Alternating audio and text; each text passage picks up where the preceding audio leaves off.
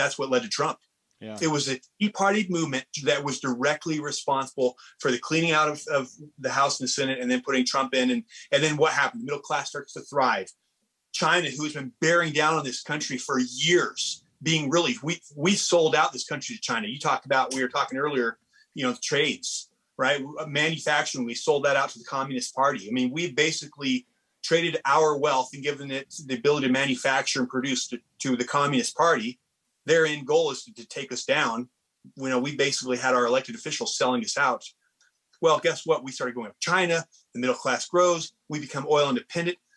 All of that was a result of Obama. Mm-hmm. And Obama turning up the heat, waking people up. So again, during Obama's, that's all this time during Bush, I'm out working with business owners, and it's like trying to get the troops saying we have power if more of us will get involved. Either the government has power or the people hold power. And that's why it's so important. I'm like, we've got to get involved. We've got to get involved. We've got to hold these people accountable. We've got to throw them out if they're not listening to us. Well, so, this passion for freedom, just started, it's growing and growing and growing. And then what happened is, people were believing the dream because it was real. You were seeing the people win. And then when 2020 happened, when the elections happened a little over a year ago, and then January 1st happened, and I'm seeing these same business owners, year after year, and all of a sudden, like these deep friends, I've been in Utah the last, 4 years doing this.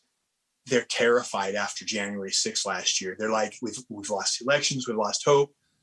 And it was like the troops were running home. Mm-hmm. They like, how are we going to win a war if we're all running home? And it was like, and so it was like, I'm like searching my soul, because it's like, if all the people standing up that have made all this change give up hope now, like it's over.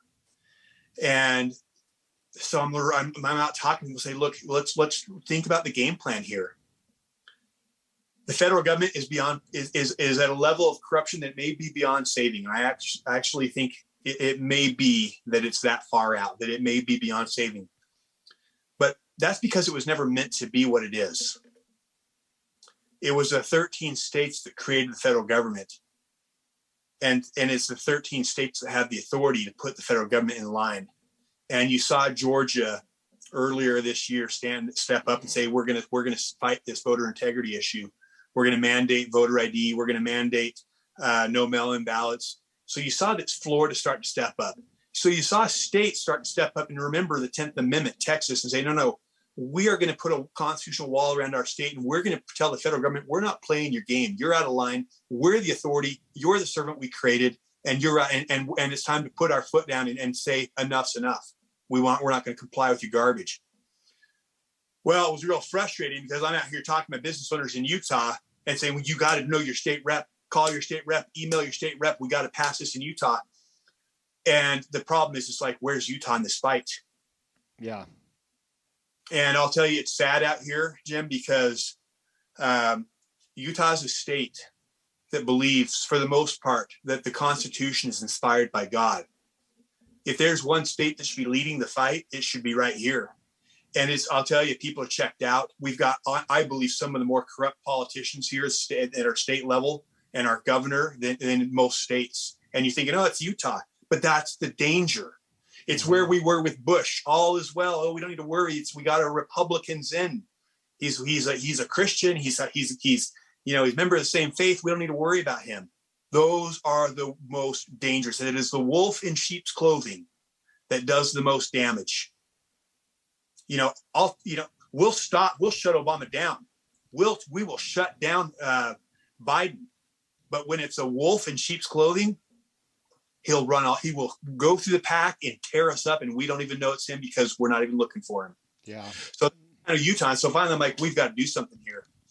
And it was finally, it was around May of this year that I was like, I'm out talking to these business owners, and they're like, we realize the message has to get out to a wider audience, that we've got to get back and control the state. And finally, after the encouragement of some of them, I was like, you know what?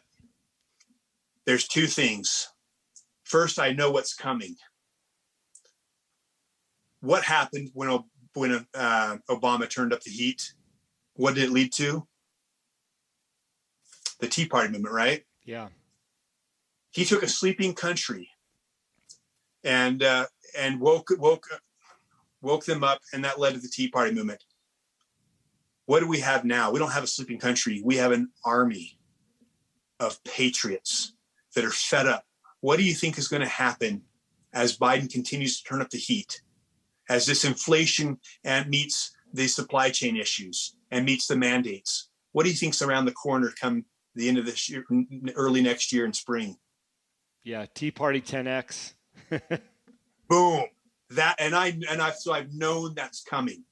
And that was for me enough reason to say, all right, you know what? The people are going to be awake. The people a year ago, 5 years ago, 10 years ago, no one would want someone running for office that really understands the Constitution, that knows that the Constitution is, that the country's so far out, because we like the government to be big and powerful and take care of us. There's something, we like to give up our personal responsibility and let the government be responsible for us. It's nice to take a seat in the back seat and let them drive. Personal, freedom requires responsibility. That's why most people don't like it. It's too much responsibility. But I know what's coming. And we're going to have and it's already happening. Look in Australia, Paris, Brazil, around the world, people are starting to rise up and say enough's enough. It's coming. And it's coming here. And when they rise up, they're going to be looking for is not the same old politicians that have gotten us in this mess, these rhinos. They're going to be looking for politicians. And I hate the word politicians. They're going to be looking for representatives that understand that when you have a tree and the fruit becomes rotten and poisonous, the answer isn't the answer is go to the roots. You got to go to the roots of the tree and nourish the roots. What are our roots? It's the Constitution. Yeah. It used to be good fruits. We need to go back there, and we need representatives who understand and will go back and understand the principles of liberty and fight for good principles and fight for values and what this country initially stood for. So understanding what's coming, I knew that there would be this resurgence, like the Tea Party, of people wanting good principled people. And finally, I was like, you know what? I can have a choice. And this applies to everybody. We can sit and hope and wait for someone else to come fill those shoes. And then come next year, if no one does, or another rhino comes in and the people are blinded by his silver tongue. And then we have with another corrupt politician, who's to blame? When you could have stood up, even though you're not the most qualified person, even though you're flawed. And I've got a lot of flaws, bro. Like, Jimmy, you ever want to get, one day we'll have a podcast. You want to get into my background, man. I grew up in a broken family. I repeated the same. I ended up in another. I'm in my second marriage. I've been through a mess in my life, and I've literally, clawed my way out of hell.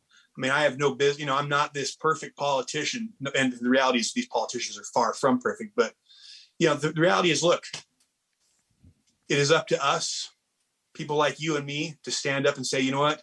Why don't we stand up and do it instead of waiting for someone else? Or we can sit back and hope someone else will pick up. Hope for a president. The problem is the president's not his job. Yeah. The proper role of government is our rights come from God, and then it's we the people, and then we create the local government and states, and then the federal government. That's the line of authority. Why are we looking for leadership at the lowest level of authority? The highest level of authority is you and me. It's the people on this podcast. It's regular people, and it's up to. And if we're going to be saved, this country's to be saved, it is by we the people stepping up and being the leaders we're looking for. So that's kind of what led me to this. And then it's been an incredible journey, running for office. It's been amazing. The support, people are hungry. They're looking for, and I think the thing people love is, look at this guy. He's like me. I mean, he's no one special, but yet he's stepping up and doing something. And when we step up and do miraculous and difficult things, that's what makes great people. It's not, no one's born great. It's stepping into greatness. Jason, you have a incredible passion and story. Normally my listeners would know I probably would ask you 10 questions, but your conviction for what you're doing is so strong, and I appreciate you sharing that. I want to go back to a couple things because I think it's important for people to understand some substance around it of what you said, and I'm going to give you a little reprieve to think about an answer. You talked about doing some reading. Think about some of the books or some of the things that you're reading Well, I mentioned this next thing because I think it's important. You mentioned what kids are learning in school aren't the right things. And one of, these celebrity entrepreneur motivators posted something about how come we aren't teaching our kids, Think and Grow Rich by Napoleon Hill in the school. It's the number one business book in the country, if not the world, the things that they learn from that. I went to my kids' 4-H parent orientation night this last Saturday. We're new. My kids are 5 and 7, so they're just now of age. The orientation talks about how the kids are going to learn how to budget to raise an animal or to bake a pie. How much do the ingredients cost? How much did you spend here? And did you borrow this? And what was the cost of that? And then if you sold your pie, how much money did you make? And what was left over? Basically a balance sheet for my 6-year-old. How come we're not teaching that in our schools?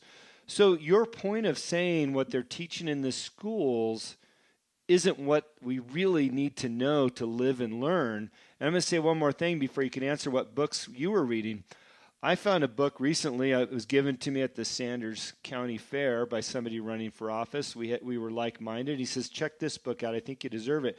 And the book is titled The Doctrine of the Lesser Magistrates. And what it talks about is as we the people who have really been governed by the last 1,500 years by the Word of God, it's our job as the people to push back on the government, right? To push back on their control, especially when they've gotten out of line. And I think a good example of that, and I'll use a left example just so that we're not too biased here. If you look at the states that have legalized cannabis, marijuana use, they've pushed back on the federal government because it's federally illegal. But the state has the control to say, we're not going to listen to you, federal government. We're going to do what we want to do. And they've got legal marijuana in the states. Well, that applies across the board.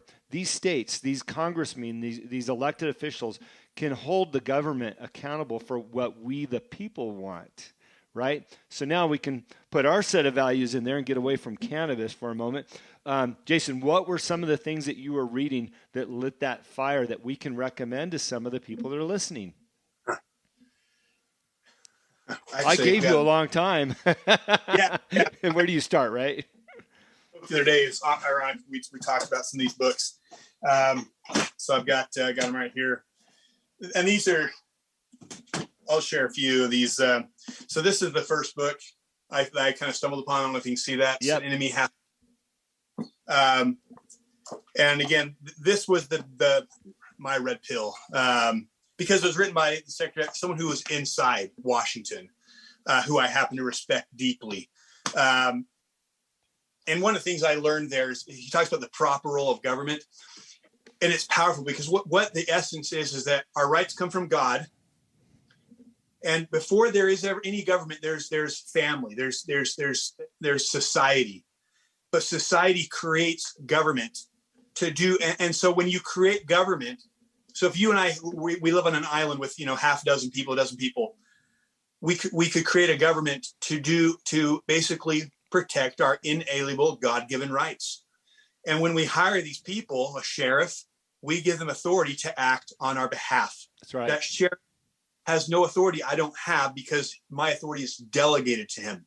When we hire someone to manage the town, we give them the authority to do what we ourselves can do, and they have no other authority. Well, to think how far we've come from that principle. When I was growing up, I told you I had a broken family. My mom was on welfare. Do I have the right, Jim, to come up to you at the threat of a gun or locking you up, which is what government is? If you don't comply, it is they'll take your life or your property. Or do I have the right to come up to you and say, my mom's struggling for money. I'm going to force you to give me some money to pay to take care of her. And while I'm at it, I'm going to take a little money at the top for my fee. Of course not. But it's like, wow, like but that's how far out of line we've come as a country. And because it's little by little, we've just come to think of the government as this authority in and of itself. And so the creature we created has become this great dragon now that is now become the master of the people. And it's supposed to be the servant. So that's one of the things in that